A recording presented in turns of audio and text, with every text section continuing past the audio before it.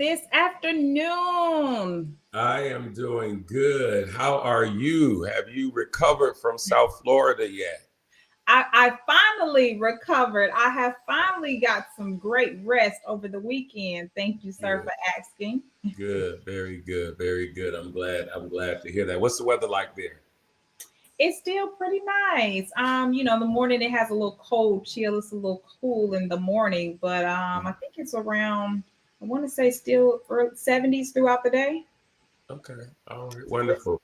pretty nice. Wonderful. So tell the people sometimes they see us and they see us for what they see, which is what they see, but not past what they see. But just tell the people one thing that you do on your off time. They see the boss lady, the businesswoman, the preacher, the prophetess, but share with them one thing that you do that if they were to miraculously run into you, um, what is it that what they could be running into you doing that they'll be like, my goodness, I didn't even know she did that. That's a good one. Great one. Great one. One of my hobbies that I love to do, I haven't been in some months now, but Mhm. go skating. I Wow. still like to go to adult skating, get in there. I could do a little back skate, a little two steps, not too much, but a little two step shift. Right. Wow. Wow. Wow. Well, that's definitely something that they did not know. And so, all right, cool. Well, where we About at today? yourself. You gotta tell some answers about yourself as well. Let them know. Yeah, I like to people watch. Now I remember that one. That's a good Yeah. one. I remember you said that. That's a good Yeah, I like the people watch, which sometimes gets me in trouble because the greatest place to watch people is at the mall. So then you go to the mall, and so then you start not only people watching but things watching, and so then you start shopping. So, but I like the people watching, whether it's at the airport, wherever I am, because again, people and human beings are just so unique, and everybody is so different. So I love to people watch. My wife oftentimes like, I'm ready to go. Yeah, we've been here too long, and I'm just like, I'm just enjoying this, and so yeah, I like the people watch. That's a good one. I like that. I like that. I do that a lot in the airport when you see Mm, everybody like shuffling and just moving yeah, around so fast, and I'm looking mm, like, where y'all going? yeah, yeah, absolutely. And from that, sometimes you never know who you will meet watching other individuals and connecting with people and how you'll be able to help them as well. So yeah, I love to That's people good. watch. That's one of That's the things that I like to do. that's And good. I so like. yeah. So, all right, where we at today in this living your truth? Where we at today? Where are we at today with living our truth? That I mean, it's so good. It explains living your truth. Let's Wow. just right in and talk about living your truth. What's behind the blessing? You just said it. Like, what do we do? The things that people cannot see. And Mhm. even today on my feed, I was talking about the weight that we carry. The weight that we carry as leaders. Sometimes people look at it as lights, cameras, action. They're not really paying attention to the weight that's on our shoulders of what we have, and not only just on our shoulders, the shoulders of a lot of people, mothers, fathers. Yeah. There's a lot of single fathers, single mothers. I've heard so many people talk about single mothers lately, but there's single fathers that's holding the weight. So what kind of weight are you holding on to? And I just want people to know that you're not alone. My weight may be different than your weight, but it doesn't mean that my weight ain't heavy. Absolutely. Wow. Wow. That's powerful. And even that you would say single fathers, because before God blessed me to marry my wife, I was a single father. I was raising both of my sons, but um, you just opened up like a whole can of everything, and just brought back such a rush of memories that even before I was able to be blessed to get my sons to live with me full time, um, I was carrying a weight of depression. So Mm, I was preaching depressed, I was praying depressed, I was ministering to people, but yet I was carrying such a weight of depression that many people would not have even known unless God had revealed it to them by the Spirit. Because again, I just felt like being that it takes a man to raise a man, and my depression that came in from just the separation of my sons and I, that for several years that we were not together. So when you just hit that about the weight, but I'm gonna let you go ahead and hold the conversation. I'll just jump in. I mean, yeah, that's just so good. Just even what you said about being a single father and still preaching and teaching. But I feel like God allows us to go through that because one, we build empathy for other people. Once you've been a single father or a single mother on your own, you now have empathy for the people that are going through that same situation. So, it's this topic is so deep. I mean, we could go a number of ways with this topic, but like I said, we speak so much about the women that we so quickly forget about the single fathers. And I know some personally, a lot of single fathers personally, and that's why when so many men got on the platform today, God kept speaking to me about our men. Congratulations. On what? The brothers are coming. I just Oh, hope yes. brothers are coming. I praise God for them coming. I just Yes. hope they're coming to shoot shots, but the brothers are coming. I'm not playing with you. The brothers are coming. I was excited to see so many of the brothers that were coming onto the platform on this morning, and it says something. It dispels, the lie of that women can't teach men, because women can teach men. Men can teach women. So why can't women teach men? And so, but congratulations to that and being able to reach brothers and share the word of the Lord with them. Thank you. I received that. Thank you so much. And I didn't even think about it like that. But yeah, but just to see so many get on and some of them be transparent. I had got a couple calls with, man, thank you for saying that. Thank you for acknowledging the fact that we may be carrying a weight that's heavy and helping me understand the weight is something that probably was, God destined or given to us. Because sometimes men don't understand the conception and being able to conceive and hold birth a thing, so helping them understand that, as a woman, we get birth in something and we understand the weariness and the tiredness, but birthing and coming into a reward. So being able to, tell a man you may be birthing something and this is what it's going to feel like can make them be like, oh, okay, kind of reassure them like, okay, now I get it. Now I'm okay. I'm birthing something that I might go through the rejection. I might go through the isolation. I may go through the separation and I might be weak because in our society, we're supposed to be strong. We're supposed to be, that as a man, so just being able to, go through that process. Even telling my son the other day, I had to tell him like, be in touch with how you feel, tell me how you feel. Cause he had agreed for something and he was like, I just didn't want to say the truth because I'd be mad. And I'm like, regardless if they mad, if you respectfully tell the truth and don't, because he was just agreeing like, yeah, I want to do something that he, didn't want to do. And so once I broke it down to him, he was like, oh, I can be, I don't have to be strong. I can tell the truth. So I'm like, yeah, if you don't like it and it bothers you, then tell the truth. So, just being able to relate with our men. I know God is doing something in, lives of our women, but our men too, our men, I just want to see them. So yeah, just carrying that weight, just carrying that weight. And I think me and you backstage was talking about so many things of carrying that weight when all odds are against you, when God is giving you something and you got to go against the grain, you got to do it, even though people are saying it ain't the right way to go, so just carrying that weight. So can you how do you do that? How do you carry the weight when everybody is telling you you shouldn't be carrying it? Job, for instance, it says that everybody was coming to him, and even his wife. Can you imagine? That was like probably that was probably like the breaking point that said, you know what, just curse God and die. Yeah. Everybody's coming. So my question to you is, how do you carry weight that you have been authorized to carry when everybody else feels like you shouldn't be carrying? That's a good one. And for me, there's times when I literally can't even say it was me. I was at weak places and I felt like God just showed up and helped me where I couldn't quit. Do you know how many times I want to quit my job, like my business? Like sometimes I just want to quit on the business. I want to quit on everybody, but it's always something, that burning desire, that's something that I cannot quit. I cannot give up. And so when I recognize it, when I identify it, and that's what I've been telling people from talking about God, is once you can identify that you're carrying a weight, once you can identify the problem or where it's coming from, there's going to be signs. I have to shift my perspective. I cannot be woe is me. So I begin to take myself out the equation and I shift my perspective and I begin to look at God. And the thing about God is, I told him earlier, he's going to leave signs. He's going to show you evidence that you are walking the right walk, even when everybody don't understand or believe in you. So, I feel like once you shift your perspective, so the first thing to do is, of course, identify it.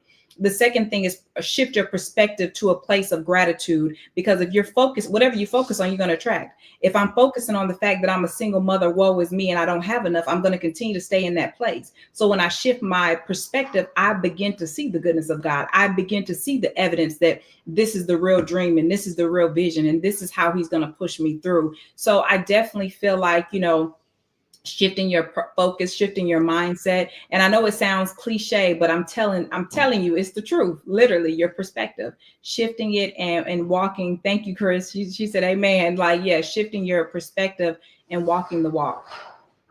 Show me what that looks like. Show me, again, even my biological mother, Pastor Catherine, who lost her husband earlier part of this year. And because weight comes in different forms. For me, it was depression from being separated from my sons. For her, it's the weight of grief. How does that look? Is there a general, and I guess one way that, as you told your son, identifying, I guess, being in touch with your feelings and being in touch with where you are possibly, because I guess no two weights are the same, but there are some similarities in how to carry it. And so how does that look to you? And my next thing is little by little. We like embracing that grief, stop running from it and saying, oh, I'm not grieving, or no, I'm not depressed, and no, I'm not having this day where I feel weak. I have to sometimes embrace how I feel, to say that, man, and take one day at a time. Man, I made it through today. Like when I was grieving, I literally, or going through that place of depression, I literally was happy just to get through the day. Like, and I'm like, man, if I got through today, I know I can get through tomorrow. And so I began to do little by little. And Liz here, I just wanted to make that announcement. All right, go ahead. You just made her day. But, just taking it a day at a time, and embracing it. I always tell people, don't, she said it's her birthday. Don't play with her. It is a national holiday. Okay. She's been saying that forever. It is a national holiday. Praise the Lord. But taking it day by day, little by little, and just excited that I made it one more day. Okay, now I got to do it one more time. And God, I got to do it one more time. And that's been my way of getting through. But isn't that interesting? Some people, they will see you and you'll still be made up. You still have yourself together, but they have no idea you barely even got through the day. They have no idea what it took for you to get through the day of, they have no idea the day that you have had because of the level of weight that you're carrying. One thing that when I was thinking about when you were talking was, I think that we have to become professional weightlifters. I think we have to become professional weightlifters. Lift that weight, because if it stay on us, it'll smother us, it'll suffocate us, it'll kill us. And so we have to become professional weightlifters by lifting that weight and lifting it to He who lifts our head, to God. We cannot allow that weight to hold us down. And so I think, again, and I just wanted the people to hear you just speak to that. How do you get through those days? How do you get through those times where you feel like you ain't gonna be able to get through? Because that's what people want to know. They hear us give the Bible story, but then they be like, well, tell us how y'all got through it. We know how the Hebrew boys got through it, but How did Chantel? How did Devin? How did how did y'all get through it? You know? But the thing is allowing yourself to go through it. You know, it's really like some people want to get out of it so quickly that you can't even learn from it. You know, like I literally sit there, God, what do I supposed to learn from it? Because we know what they say. If if you don't learn from it, you're gonna repeat it. And my thing is, I don't want to repeat this. I'd rather take the time to go through this process than I got to come back here.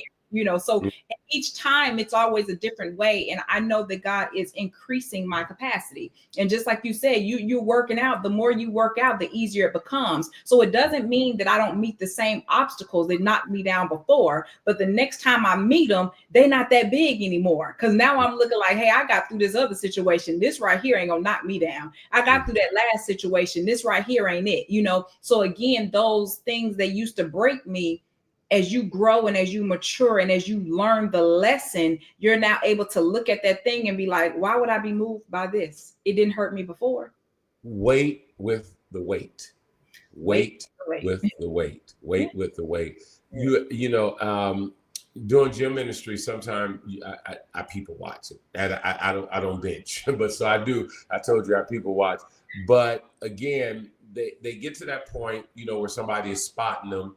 And they begin to bench, you know, they begin to bench, or either when they're standing up and, you know, they're benching it and lifting it above their, you know, their shoulders or above their head.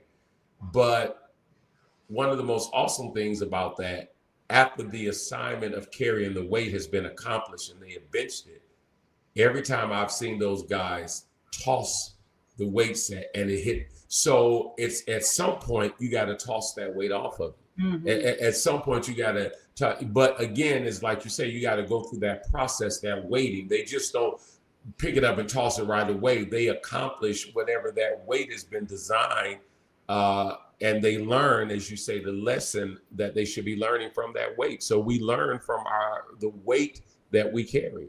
That's good. Yeah, we definitely learn from it. Every single time is a learning experience. And I'm happy you said what you said, because, you know, even over the weekend, I remember I told you I was tired, I was exhausted, and, you know, I finally got some rest. But then it came to a point where, okay, this is enough rest, you know, like, okay, Lord. And I literally, I told my friend, I said, you know, I did the opposite of what I normally do, because, you know, when we say we're going to start working out, we say, okay, Monday, I'm going to start. Instead of saying Monday, I literally got up Sunday morning and I began to work out.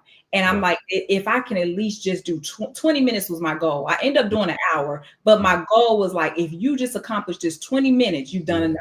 You know, I had to like coach myself on. I had to be my own coach. You know, sometimes you got who was it when God says encourage yourself? David. Yes, encourage yourself. Like literally over the weekend, I had to encourage myself and be like, you know what, you finna start working out again. If you just 20 minutes, I'm proud of you. And sometimes we don't give ourselves credit for the little wins. So yeah, absolutely. And I think that's you said something key, coach yourself.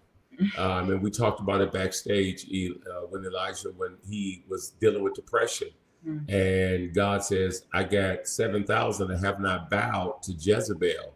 So, you know, get up from this place. And so again, he had to coach himself to get on up from that place of being depressed, because again, he was on the hit list.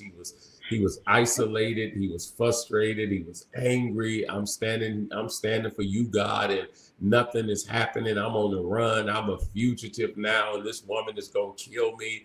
And the same thing she said that I did today is going to happen to me by tomorrow. But then God spoke to him, and God says, I got 7,000 more.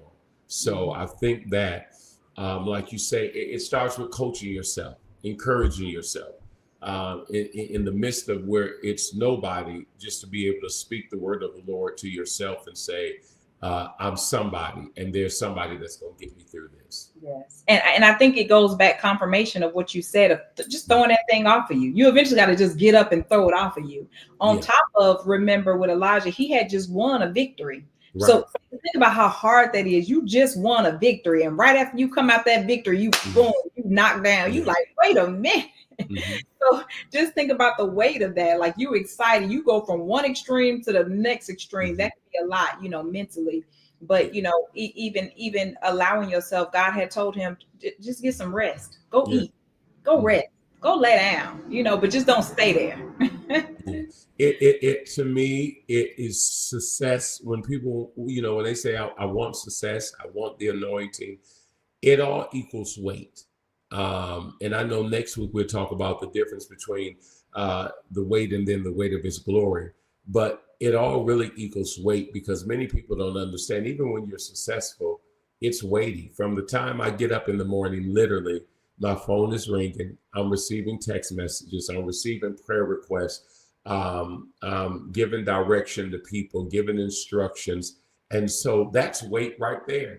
And so, people, who say, well, hey, I want to be successful. It's the law of exchange. So yes, you may exchange your broke days for days of prosperity, but there's a weight that comes with prosperity. There's a weight that comes with happiness. There's a weight that comes with anything that we do in life. There's a weight that comes with it. And I'm going to even add to that and say, stay away from complaining. I really try my hardest not to complain, especially when it's weighty, when it's heavy.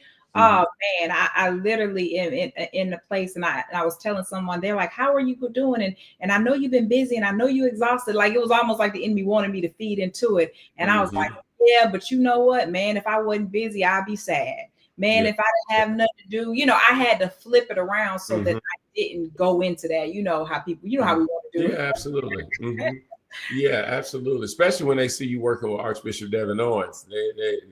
We keep you busy. I keep you busy. But yeah, I know I get what you're saying, but it's rewarding, because like we say, the guy in the gym that's benching, he's benching to build, or the woman that's benching, they're benching to build muscles.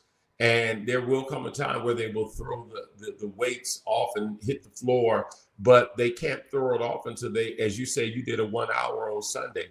They have to accomplish the assignment of building the muscle. And so again, it's so rewarding, although busy, although, stretched this way, that way, and the different weights, it is rewarding at the end of the day, especially when you know how to carry it. Oh man, I had an instant gratification. Now, y'all know I wasn't no more slimmer than doing 1 hour, but you can't tell me I walked past that mirror like I was fine. That's what the way to do. That's what the weight defines. Yes, that reward. That's good. The weight defines. I like that. Yeah. The weight defines, and oftentimes we can see it before anybody else can see it, because we feel the weight of what it is that we're carrying. That's good. So my question to you is, how, even, I know you asked me, like, how do I push through when the weight is heavy, but how do you push through? And I know you gave an example backstage of, Jay-Z having to show up anyway, when the accusations are coming and the weight is present. Like, how do you still, because most times, even for me, I want to shrink back and just hide and just let it go by. But how do you show up on top of having that weight? I heard you say earlier, like, you've preached so many times and you were going through what you were going through. You were going through the depression, but you still showed up. How are you able to show up and still put up? And I don't want to say that it's fake. It's authentic, but it's like you got to show up. What helps you still show up? I think tenacity. I think tenacity, when you start from nothing. And even that's really not true, because even when you start at the bottom, you're starting with something. You just have to know how to manage what it is you're starting with. But when you start from the beginning, and when challenges happen, you just say, well, what did I do at the beginning? I kept showing up. What do I have to lose? I don't have nothing to lose. And yeah, we were talking about Jay-Z with the accusation that was leveled against him, and now that that's kind of falling apart. But again, take who Jay-Z is. Started in the projects of Brooklyn, and now we see a man who's worth $1 billion who came from nothing. So again, for him to continue to show up, all he have to do is just reach back where he came from. And matter of fact, he did allude to that in the letter that he had released. He says, "I'm from Brooklyn. I'm the wrong one. You can't do this to me."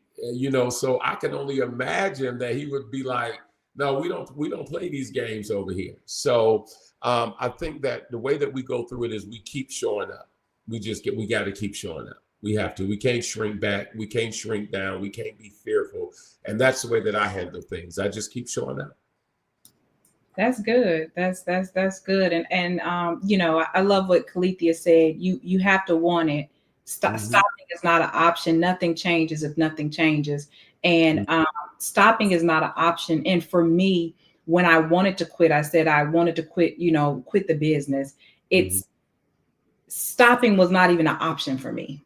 You know, Mhm. once you have that momentum and once you're going, like stopping was not an option. You know, when my why was bigger than what I was going through, when I looked at my son and I'm like, I'm what he got, you know, I got to keep Right. going. So my why was the thing that pushed me forward, you know, even through this process of the ministry work. I always say behind the blessing, but even through the process of the ministry work, even when I got tired or I got exhausted and I felt like, okay, God, I'm tired. There was generational curses that I knew that needed to be broken in my family. Mhm.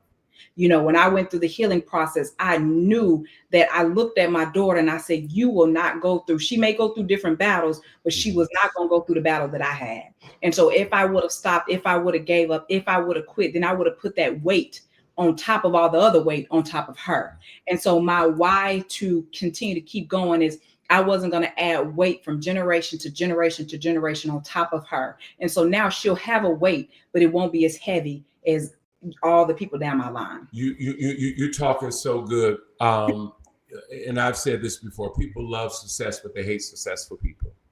They love success, but they hate successful people. And you just talked about your children, you know, my children.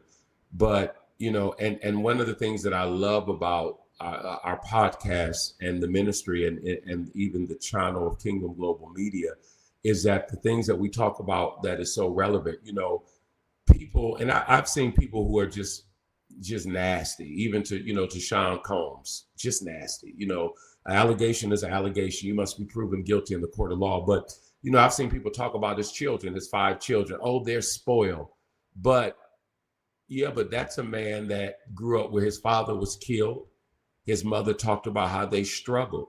And so, yeah, you just talked about, okay, it's all right for his kids to be spoiled now because he went through and endured that weight. And it's like, I've read comments, oh, well, I hope he gets locked away and lose everything and his kids have to feel what my kids feel. I don't think that that's the way that we should carry weight. You know, I don't. Again, when we look at Jay-Z and we look at Beyonce and we look at you and we look at your children. You just said my children. There are certain weights that they will not have to carry because we carried the weight right. And so, because we carry the weight right, it eliminates them from having to carry that type of weight. And again, I think you just got to keep showing up. My man, you talked about him backstage. He's my president. And you know, I rocks with him, President Donald J. Trump. I tell you, Chantel, now I've been through some things in life, but I don't know how dude kept showing up. And no disrespect, it's like that's my hood respect right there. I don't know how he kept showing up through 91 indictments through the news media. I was messing with you last week when I showed you the Time magazine. Everybody before was pasting his face on there saying felon, crook, he's going to jail. But now everybody's singing his praises. But I'm like, man, if he would have stopped showing up, none of this would. If he would have let the weight break him, and again, I don't know how he did it at 78. I don't know. I don't know if I could have carried the weight of mainstream media coming against you and everybody talking about you, and you dealing with legal problems, two real assassinations. But he carried that weight and showed us how to keep showing up. So now I want to ask you a question, and you know, I want to talk about our community. Do you think it's in all communities, or it's really hard in our community that as soon as you know we speak on you, or why her kids got that, or because you kind of say, you know, why your kids they don't have to go through the suffering, you know, because my son was shamed about it. Oh, you gonna be successful because your mom is. Like he literally was shamed about it, that he was like, I don't want to go your direction because everybody said I'm gonna go your direction, I'm gonna succeed. I want it to be me, which is great if it's just you for yourself. But then we talk about the situations where as soon as something hits the limelight, it's our community that's ready to pull us down. You know, before it's like I think you was talking about JC and you said it was just an accusation at that point. And how is it that in our community, as soon as you are accused of anything, it's like we're willing to believe that? Do you think it's in all communities, or do you think it's us ready to be like, oh, I knew that person wasn't pure, I knew that person wasn't right? Just think about something coming out in the limelight about me. It doesn't mean it's true, but I feel like people are so willing to believe the negative, believe the bad. It's like they want the bad to be true. I think that now, that's a loaded conversation, Prophetess Chantel Long. I think that is it's two reasons why. I think it is some of our community, but I do think it ties into systemic racism, because I think, and cultural, I think that other skin colors have been taught to believe that the criminal justice system works. We have been taught to believe that the court of public opinion works. And so soon as somebody does something in the court of opinion, they're already guilty. I never hear a lot of Caucasian people, or I never hear a lot of Caucasian families be quick to say, give them their day in court, give them their day in court. They'll be quick to say that. Black folk will be quick to say the opposite. And the craziest thing, I heard a YouTuber podcast or saying last night, something that I had said here on our podcast and on our platform. She says, isn't it interesting that your little nephew Pookie and Buki and all them, once they do something, you just know they not guilty. But here it is, anybody else outside of your sphere, guilty, hang them. They did it. But I mean, she went through it, and we talked about that before. She says, she's an attorney. She said, I can't tell you how many mothers don't call me and say, oh, my Pookie wouldn't do that. He was the pastor adjutant. He grew up in church. But let it be somebody else, Jay-Z or Sean Combs. Oh, they did it. I think it is something that is engraved within the fabric of our community, again, to love success, but to hate successful people, and to try things in the court of public opinion, because other cultures, they be like, no, give them their day in court. No, let's see what, let's see what the courts say. Because again, an accusation is sometimes just that, just an accusation. And matter of fact, the Bible says, and I know you love it when we go Bible, the Bible says the devil is the accuser of the brethren. And so some accusations come from the enemy to try to discredit and to try to bring folk down and to try to cause strife and jealousy and division. So I do think it's in our community. Yeah, and that's a good thing that you said, that the accuser of the brethren, because I was saying earlier with this weight, to piggyback and back off the weight that we carry, the same weight that I've carried, I had to bless somebody with that same weight that I was able to conquer. So it's an enemy, it's a spiritual demonic attack, and then having to say, I can't look at you in the flesh, but I got to carry the same weight. Just like Mary, she carried a weight that not just freed her, but freed the world, freed the people that probably mocked her, laughed at her, talked about her. So just imagine us carrying this weight, that we still got to use it and bless the person that was ready to accuse you, that was ready to count you out. God gives you vindication, and I've been vindicated from things that I know. I'm like, now y'all know I didn't say that or talk that bad about that person or whatever the case may be. But God was like, no, I'm going to vindicate you. But people will believe you, though. People will believe that. They will believe the worst. Yeah. And they, until God allowed it to be vindicated, and the person that said what they were saying, they were able to see that person was bluntly lying. Like God allowed it to come out. But during that weight, during us having to carry that weight, and we carrying, and I think Prophet said it too, like, I'm carrying this oil for, it ain't even for me, it's for you. That's the worst feeling ever, just to holding that weight and God humbling you and bringing you down where you got to be humble. You got to walk in humility. You got to be, I talked about Mary saying lowly servant girl, and people think because you're a leader, you're high, you feel like you're all that, but in reality, you walking as meek and kind and loving as possible, blessing people that just said something about you, and allowing that reward to also benefit them. So weight puts a target on your back. Weight puts a target on your back, and when you say we walk, and we should, every leader should walk humbly, lowly. They should love God, but for people who don't understand it, who want this, they would not understand that weight literally puts a target on your back.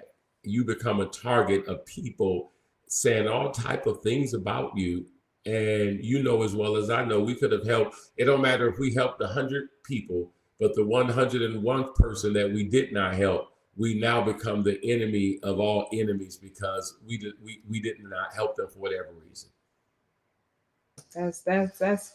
That's good, but that's what I had on that today. Just, encouraging the listeners, encouraging them to let them know they are not alone. The weight that they're carrying, it doesn't mean that they did something wrong. Just like you brought up Job, it doesn't mean that Job was wrong. It's just the weight that God knew that you can handle. God offered him. Try Job. He got this. He gonna make it through. So just knowing that you're not alone and we're all going through. Someone says, "Heavy is the head that wears the crown." Absolutely, we learned that from Jesus. They put a crown of thorns on his head, and so it's that crown is heavy. And so when people look at all the diamonds and the jewels on the crown, again, you become a target, and again, the heaviness of wearing that. And so people who want that weight, people who want it, they got to know how to carry it. So I have, as someone says, amen. So I've definitely enjoyed episode 3, The Weight You Carry. What is the YouTube channel? We need to get some more subscribers over there to subscribe to the YouTube. 13. We are on episode 13, and please go follow KGM. Kingdom Global Media. We need you to be over there on the YouTube channel. KGM is going far. We are doing great things, and I'm just super excited. We got so many more great topics to talk about. Absolutely.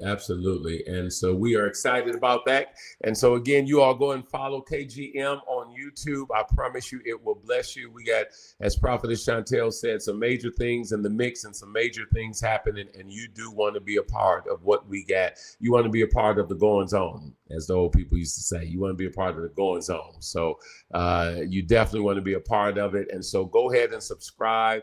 I believe they can scan. I seen the QR code pop up. I don't know if that popped back up, but you all go ahead and subscribe to the YouTube channel, and I promise you it will bless your life. All right, Prophetess Chantel, this is our day and our time is up. And you want to give the last words? All right, you guys. And yes, it is back up, ours. Just like you said, you can scan the QR code if you're looking at it. We need you to help us to continue to educate, give you wisdom, give you advice. And thank you all for chiming in. I seen someone, Galen Farley, that's who it was. How bad do you want it? When you leave from off here and you say you want it, how bad do you want it? And I think that's the guy, Eric. Is it Eric? I can't think of his last name, but do you want it bad as you need to breathe? And that was so good for me. So how bad do you want it? And if you want it that bad, allow yourself to keep on showing up even when it's heavy. Show up and God will do the rest. All right, that's all I have, Arch. Thank you so much.